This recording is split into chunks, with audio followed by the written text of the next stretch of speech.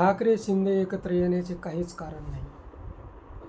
सुरत गुवाहाटी पॅटर्नने महाराष्ट्रातील मतदारांवर मोठाच परिणाम झाला आहे. आजही सहानुभूती ठाकरेंना मिळत आहे. फक्त मतदार यंत्रात घोटाळा होतो आहे. बॅलेट पेपरवरच्या निवडणुका ठाकरे एकतर्फी जिंकत आहेत. शिंदे गटातील महिला किंवा इतरही सोंगाड्यांनी ठाकरे व मातोश्रीवर बिनबुडाचे आरोप केले होते. त्यामुळे त्यांच्याशी सलगी ठाकरेंसाठी घातक ठरणार आहे.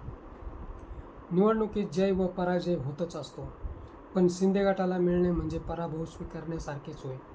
मग कोर्ट कचेरी करण्याचा मतलब काय? शरद पवारांच्या राजकारणामुळे अजित पवारांचा जीव गेला. खुर्चीला चाटायचे काय?